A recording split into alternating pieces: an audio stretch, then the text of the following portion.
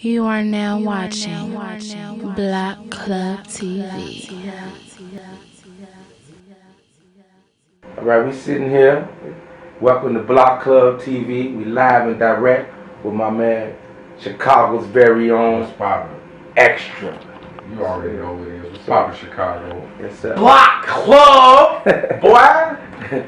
So Xxtra, let's get right to it. Let's jump right into it. Let's go. Let's talk about Xxtra, the artist. Let's go on a quick description of Xxtra. Xxtra, the artist. Xxtra, the artist, man. People in the world want to know who Xxtra is. Let's give it to them in a nutshell. In a nutshell, Xxtra is exactly the name. He extra. I give you know what I'm saying. I give you extra sauce on everything I do, man. That's what the whole movement is about. Frank Level Records.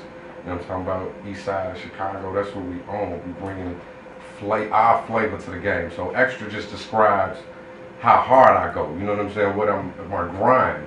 It describes me as a person. You know what I'm saying? But my personal friends will tell you that dude is Xxtra. So you know what I'm saying? A good friend of mine gave me that name. It embodies me as a person, and it's in my music. You know what I'm saying? So that's what my music is. My music is Xxtra. Sluggo. You know what I'm talking about? That's what it is. All right, so let's discuss the music. Okay. The music behind the name Xxtra. Okay. I know you've did a lot of videos in the past, a lot of music in the past, and a lot of people know you for these nice and exciting records. Okay.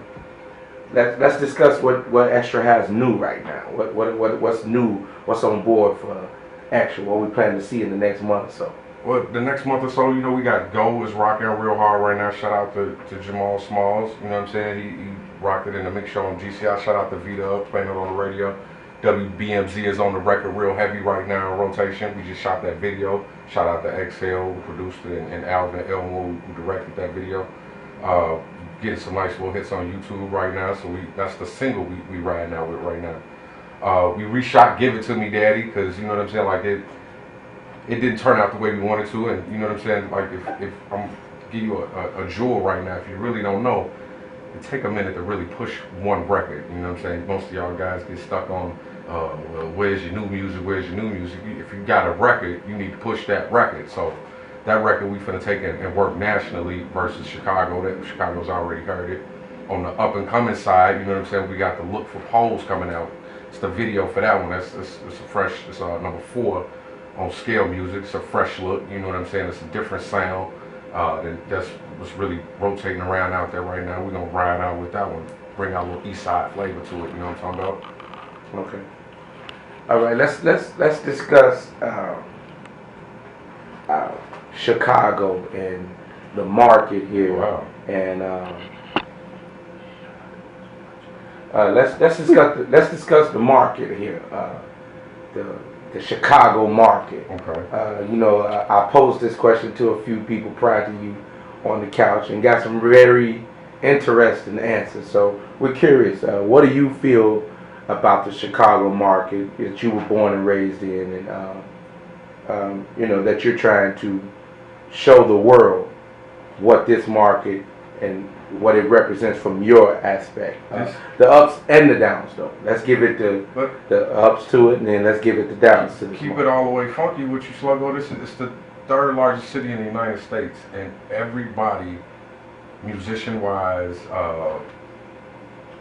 play-wise, theatric-wise, movie-wise, everybody comes through Chicago. It's the 3rd largest populated city in the United States, so we have a consumer-based market here, which is great. You know what I'm saying? You being the 3rd largest city, it's just about capitalizing. For us as rappers, it's about turning those consumers into homebred consumers, where they consume it from their own, you know what I'm saying, locally based and locally owned.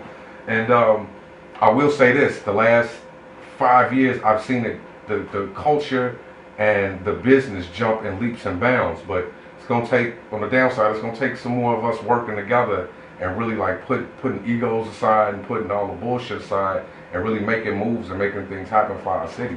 But I've seen nothing but progress, because you know, like this is a frustrating business, and if you don't have your 1s and 2s and 3s together, you ain't gonna get to 4, 5, 6, and 7s.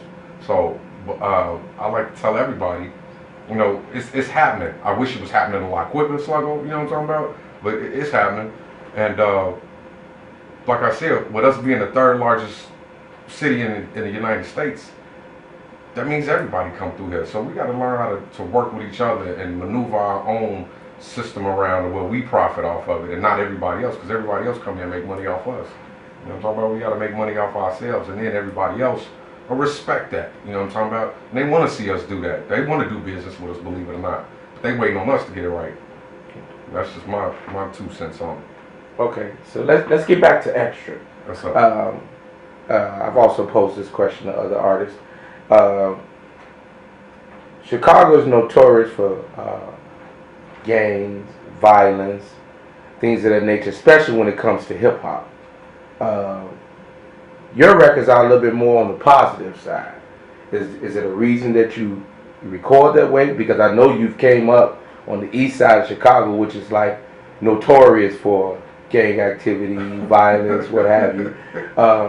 What makes you escape from that musically when you go into the studio? Because a lot of your records are party records. Yeah. So what makes Xxtra escape from the kill this, kill that in your records? What's so different about Xxtra? It's not an escape. I've lived certain things, so I don't feel the need or the necessity to glorify certain things.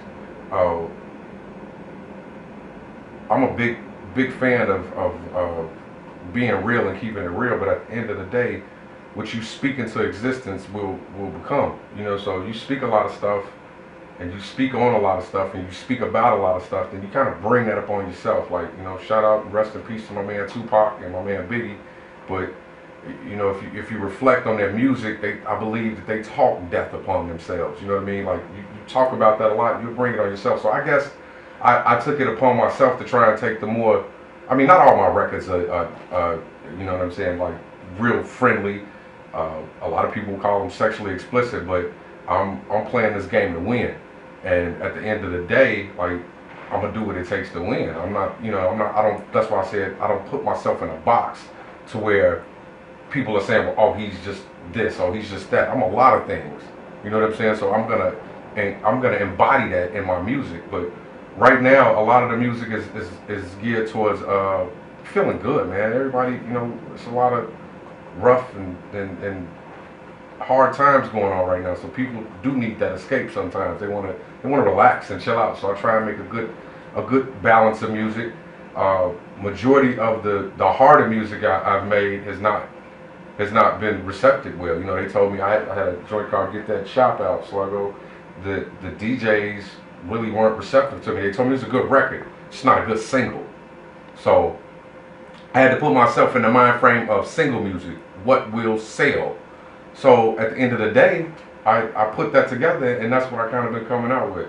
That would in trying to speak positive, man, are my biggest influences in the studio. Just trying to represent something different. Everybody is seeing the thugs in Chicago. Everybody, you come here and you from here, you know how you got to move around. You understand what I'm saying? So we seen that. Let's keep it moving. You know what I'm saying? Let's do something else. Okay. All right. Well, let's get back to Xxtra again. This is my question I pose to a lot of people. Xxtra, the artist.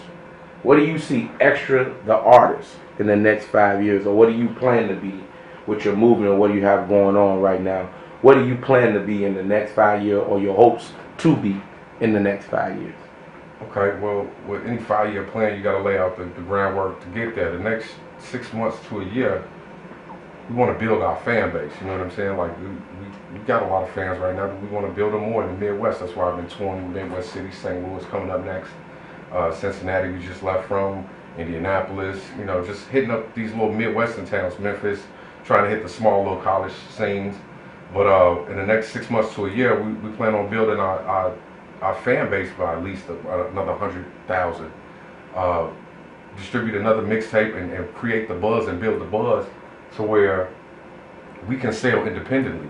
2 years from now, we look to be lucrative from selling independently, selling our own music. We're not waiting for no deal. Like, if a deal comes and it's the right deal, then business moves. We will move with the business. But right now, we focused on us and making the impact that we want to make. 3 years from now, you know, we pushing out the camp. If not before then, you know, you have to roll things out pre pre-exposure. So I mean, we want to give them pre-exposure. Like you'll start seeing certain people I deal with in the videos, and you'll see them around me and outside with me as I do shows and concerts. So they get their face recognition. So by the time we hit our 3-year mark, now you know these faces. So it's not nothing new for you to hear something from them or hear new music.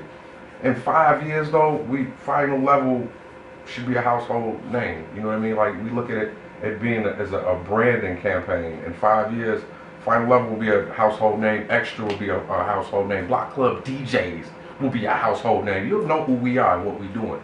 And it's not only here in Chicago; it'll be worldwide. Mark my words. Okay, let's talk about a little education. Okay. You've been in the game long enough. You know a lot about the music business. I've had sit downs with you and conversations with you. Give someone who's listening to this interview who doesn't know a lot about the music business, give them a little small educational insight on the do's and the don'ts in this music business. Do keep recording. Do stay practicing and nurturing your craft. You know, you never want to. I myself would find myself guilty of this sometimes. You get caught up in the business aspect of it. You lose a little ground, a little leverage in the artistic part of it. So you want to stay focused on your craft and dedicated to your craft, and never feel like you too good enough to keep learning and keep moving ahead with your craft. Business 101. Get your paperwork in order. You know, get your name or your logo trademark. Get your business incorporated if you plan on starting an entertainment company or a company. Get your lawyer. If you're not versed in accounting, get your accountant. Like, you have to invest in yourself. Spend money with people you see making moves. Don't spend your money with these people who you know, they'll show you the world or tell you the world, but when it comes down to producing, they haven't shown you anything. You have to research these people out here. Research their work. Research their credentials. You know, everybody out here, not everybody out here, but some people out here sell your dream.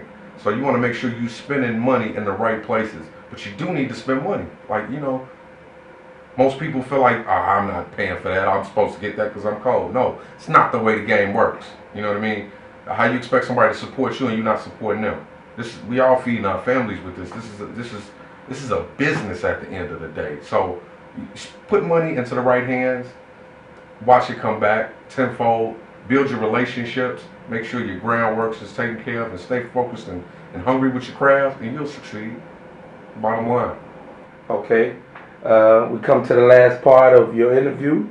For the people that want to, you know, the fans and the wanna-be fans that want to, you know, catch up with the brother Xxtra, what can they catch you at, brother? I mean, I already got a whole lot of stalkers, man. We ain't gonna get into that. But of course, you can check me out at my website, imxxtra.com. That's imxxtra.com. You know, check out, that's the link to my Twitter, my Facebook, and my MySpace. My YouTube is XXTRAEAG. You know, at youtube.com. Type me in, and all my videos will pop up. My music will pop up. Pretty much, you know, that's where you can find me, man. Download the mixtape at my website, imxxtra.com. Make sure y'all check out for the new videos and stay in tune with your brother. Make sure y'all stay in tune with BlokClubDJs too. You don't even understand how powerful a movement this is, Chicago. Like, it's time that I'm gonna stop talking. You just see what happens. Watch. Any final words from the brother Xxtra? I'm from the go. Let's go. You already know what it is. Stay tuned. Man, he getting it. Let's go.